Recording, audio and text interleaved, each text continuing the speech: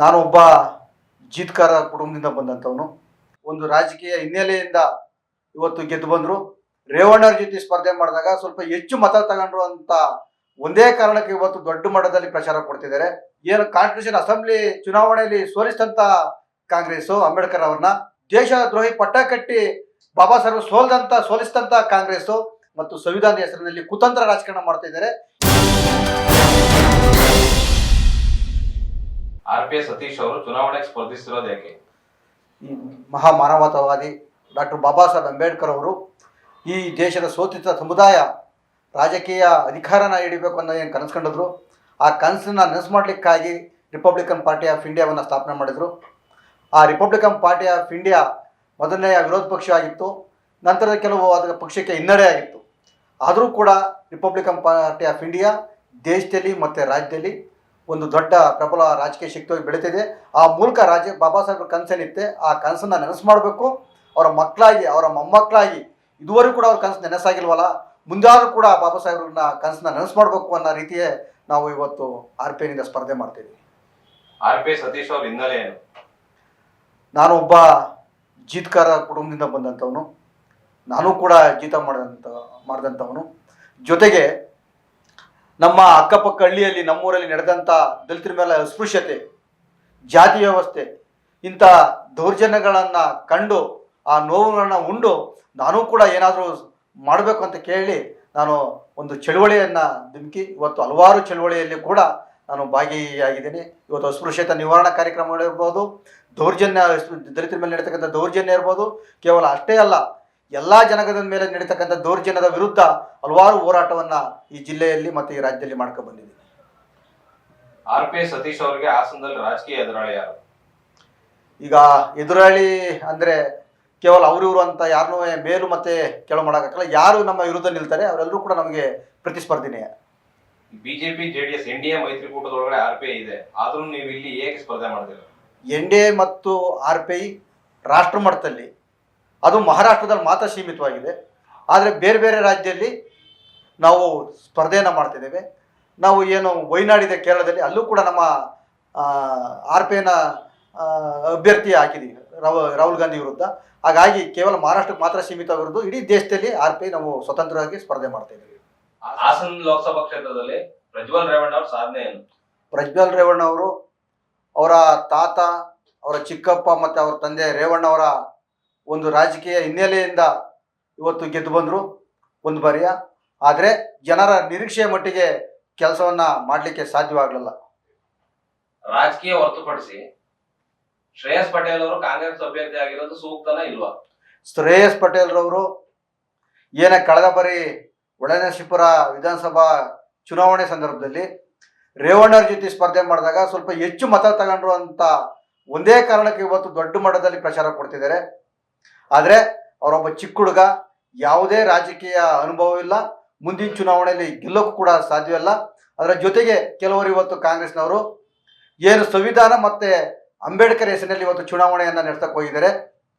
ಏನು 120 ಬಾರಿ ಸಂವಿಧಾನ ಬದಲು ಮಾಡಿದಂಥ ಕಾಂಗ್ರೆಸ್ಸು, ಅಂಬೇಡ್ಕರ್ ಅವರು ಏನು ಕಾನ್ಸ್ಟಿಟ್ಯೂಷನ್ ಅಸೆಂಬ್ಲಿ ಚುನಾವಣೆಯಲ್ಲಿ ಸೋಲಿಸಿದಂಥ ಕಾಂಗ್ರೆಸ್ಸು ಅಂಬೇಡ್ಕರ್ ನಿಧನ ಆದಂಥ ಸಂದರ್ಭದಲ್ಲಿ ಅವ್ರಿಗೆ ದೆಹಲಿಯಲ್ಲಿ ಏನು ಅಂತ್ಯ ಸಂಸ್ಕಾರ ಮಾಡೋಕ್ಕೆ ಜಾಗ ಕೊಡದಂಥ ಕಾಂಗ್ರೆಸ್ಸು, ಬಾಬಾ ಸಾಹೇಬ್ ಅಂಬೇಡ್ಕರ್ ಅವರು ದೆಹಲಿಯಲ್ಲಿ ನಿಧನ ಆಗಿ ಅವರ ಪಾರ್ಥಿವ ಶರೀರವನ್ನು ದೆಹಲಿಯಿಂದ ಬಾಂಬೆಗೆ ತರದಂಥ ಸಂದರ್ಭದಲ್ಲಿ ಹಣದ ಕೊರತೆ ಆದಾಗ ಹಣದ ಸಹಾಯನೂ ಮಾಡದೇ ಇರತಕ್ಕಂಥ ಕಾಂಗ್ರೆಸ್ಸು, ಬಾಬಾ ಸಾಹೇಬರು ಸಂವಿಧಾನವನ್ನು ಈ ದೇಶಕ್ಕೆ ಸಮರ್ಪಣೆ ಮಾಡಿ ಎರಡನೇ ವರ್ಷಕ್ಕೆ ಈ ದೇಶದ ಮೊದಲನೇ ಸಾರ್ವತ್ರಿಕ ಚುನಾವಣೆಯಲ್ಲಿ ಅವ್ರನ್ನ ದೇಶ ದ್ರೋಹಿ ಪಟ್ಟ ಕಟ್ಟಿ ಬಾಬಾ ಸಾಹೇಬರು ಸೋಲಿಸಿದಂಥ ಕಾಂಗ್ರೆಸ್ಸು ಇವತ್ತು ಬಾಬಾ ಸಾಹೇಬರು ಮತ್ತು ಸಂವಿಧಾನದ ಹೆಸರಿನಲ್ಲಿ ಕುತಂತ್ರ ರಾಜಕಾರಣ ಮಾಡ್ತಾ ಇದ್ದಾರೆ. ಇದನ್ನ ಜನ ದಲಿತರು ಅರ್ಥ ಮಾಡ್ಕೊಂಡು ಕಾಂಗ್ರೆಸ್ನ ಕಟಾಖಂಡಿತವಾಗಿ ವಿರೋಧ ಮಾಡಿ ಆ ಓಟ್ಗಳನ್ನ RPI ಬಾಬಾ ಸಾಹೇಬರು ಕಟ್ತಂಥ RPIಗೆ ಅವ್ರು ಕಟ್ತಂಥ ಕನಸನ್ನ ನೆನಸು ಮಾಡಲಿಕ್ಕೆ ನಮಗೆ ಓಟ್ ಹಾಕ್ತಾರೆ ಅಂತಕ್ಕಂಥ ಭಾವನೆ ಇದೆ ಸರ್. ಹಾಸನ ಕ್ಷೇತ್ರದ ಬಗ್ಗೆ ನಿಮ್ಮ ಕನಸುಗಳೇನು? ಹಾಸನದಲ್ಲಿ ನಿರುದ್ಯೋಗ ಅಂತಕ್ಕಂಥದ್ದು ಬಹಳ ದೊಡ್ಡ ಮಟ್ಟದಲ್ಲಿ ತಾಂಡವಾಡ್ತಿದೆ.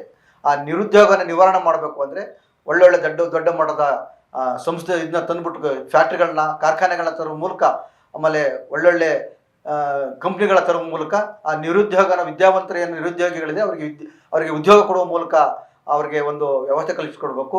ಜೊತೆಗೆ ನೀರು ಇಲ್ಲೇ 2-3 ಡ್ಯಾಮ್ ಇದ್ರೂ ಕೂಡ ಹಾಸನ ಜನತೆ ಕುಡಿಯೋಕ್ಕೆ ನೀರಿಲ್ಲ, ಅದು ಬೆಳೆಗಳಿಗೆ ನೀರಿಲ್ಲ, ಪಕ್ಕದ ಜಿಲ್ಲೆಗೆ ನೀರನ್ನ ತಗೋಯ್ತಿದ್ದಾರೆ.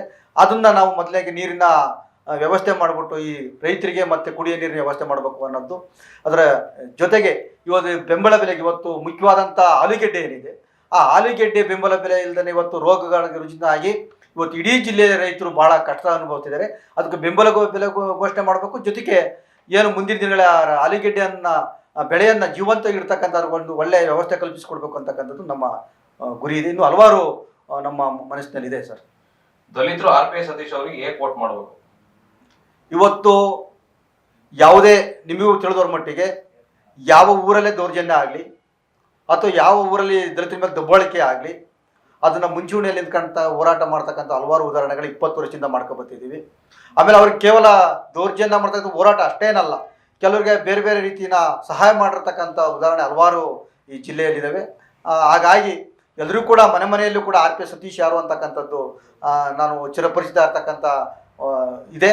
ಹಾಗಾಗಿ ದಲಿತರು ನನಗೆ ವೋಟ್ ಮಾಡ್ತಿರ್ತಕ್ಕಂಥದ್ದು ನನಗೆ ಆಶಾಭಾವನೆ ಇದೆ. ಜೊತೆಗೆ ಅಷ್ಟೇ ಅಲ್ಲ, ಇಲ್ಲಿ ನನಗೆ ಜೊತೆಲಿ ಇರ್ತಕ್ಕಂಥ ಬ್ರಾಹ್ಮಣರಿರ್ಬೋದು, ಒಕ್ಕಲಿಗರಿರ್ಬೋದು, ಲಿಂಗಾಯತರಿರ್ಬೋದು, ಎಲ್ಲ ಸಮುದಾಯದವ್ರ ಜೊತೆನೂ ಕೂಡ ಒಡನಾಟ ಇರೋದ್ರಿಂದ ಎಲ್ಲ ಸಮುದಾಯದವರು ನನಗೆ ವೋಟ್ ಮಾಡ್ತಾರೆ ಅನ್ನತಕ್ಕಂಥ ಭರವಸೆ ಇದೆ ಸರ್. RP ಸತೀಶ್ ಅವ್ರ ರಾಜಕೀಯ ಗುರು ಯಾರು? ಡಾಕ್ಟರ್ M ವೆಂಕಟಸ್ವಾಮಣ್ಣ, ನಂತರ ರಾಮದಾಸ್ ಅಟವಾಲೆ ಅವರು. RP ಸತೀಶ್ ಅವರು ಈಗಿನ ಚುನಾವಣೆ ಸದ್ಯದ ಪರಿಸ್ಥಿತಿಯಲ್ಲಿ ಚುನಾವಣೆ ಎದುರಿಸಕ್ಕೆ ಹಣ ಎಲ್ಲಿಂದ ಹೊಂದಿಸ್ತಾರೆ?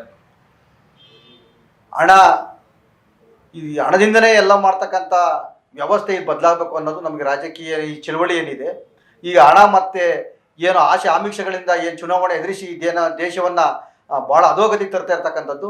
ನಾವು ಹಣ ಇಲ್ದೇ ನಮ್ಮ ಇತಿಮಿತಿಯೊಳಗಡೆ ನಮ್ಮ ಸಹಾಯ ಮಾಡ್ತಕ್ಕಂಥದ್ದನ್ನ ಬಳಸ್ಕೊಂಡು ನಾನು ಚುನಾವಣೆ ಎದುರಿಸ್ತಕ್ಕಂಥದ್ದು. ಮತ್ತು ನಾವು ಅವರಂಗೆ ಏನು ಈ ಹಣ ಮತ್ತು ಈ ಇದರಿಂದ ಜಾತಿ ಹೆಸರಿನಿಂದ ನಾವು ರಾಜಕಾರಣ ಮಾಡೋಕೆ ಹೋದ್ರೆ ಅವ್ರಿಗೂ ನಮಗೂ ಕೂಡ ಯಾವುದೇ ವ್ಯತ್ಯಾಸ ಇಲ್ಲ. ಹಣ ಇಲ್ದೇ ಅದ್ರ ಮೂಲನ ಸಣ್ಣ ಪುಟ್ಟ ಖರ್ಚಿಗೆ ಬೇರೆ ನಮ್ಮ ಸಹಾಯ ಮಾಡ್ತಕ್ಕಂಥ ಹಲವಾರು ಜನ ನಮ್ಮ ಸ್ನೇಹಿತರುಗಳಿದ್ದಾರೆ, ಅವ್ರ ಮೂಲಕ ಚುನಾವಣೆ ಎದುರಿಸ್ತೀವಿ. ಆದರೆ ಇವರು ಹೇಳದ ಮಟ್ಟಿಗೆ ಏನು ಹಣದ ಬಾಳೆ ಅಳಿಸುವ ಮೂಲಕ ಇವತ್ತು ದಂಧೆ ಮಾಡ್ಕೊಂಡಿದ್ದಾರೆ, ಅದೊಂದು ಉದ್ಯೋಗ ಮಾಡ್ಕೊಂಡಿದ್ದಾರೆ.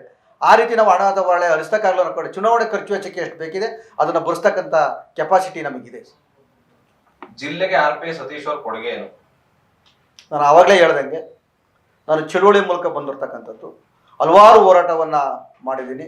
ಈ ದೇವಸ್ಥಾನ ಪ್ರವೇಶ ನಿಷೇಧ ಇರ್ಬೋದು, ದಲಿತರ ಮೇಲೆ ನೀಡ್ತಕ್ಕಂಥ ದೌರ್ಜನ್ಯಗಳಿರ್ಬೋದು, ದಬ್ಬಾಳಿಕೆ ಇರ್ಬೋದು ಅಂತ ಹಲವಾರು 1-2 ಉದಾಹರಣೆ ಹೇಳೋಕ್ಕಾಗಲ್ಲ. ಗಂಗೂರು ಇರ್ಬೋದು, ಶಿಗರ್ನಹಳ್ಳಿ ಇರ್ಬೋದು, ಹಿರಿಕಡ್ಲೂರು ದೇವಸ್ಥಾನ ಪ್ರವೇಶ ಇರ್ಬೋದು, ಮೊನ್ನೆ ಆದಂಥ ಮಡನೂರು ದೇವಸ್ಥಾನ ಪ್ರವೇಶ ನಿಷೇಧ ಇರ್ಬೋದು. ಇಂಥ ಹಲವಾರು ಹೋರಾಟಗಳನ್ನ ಮತ್ತು ಭೂ ಹೋರಾಟಗಳನ್ನ ಕೂಡ ಹಲವಾರು ಮಾಡಿದ್ದೀವಿ. ಅದು ಜನರಿಗೆಲ್ಲ ಗೊತ್ತಿದೆ, 1-2 ಅಲ್ಲ.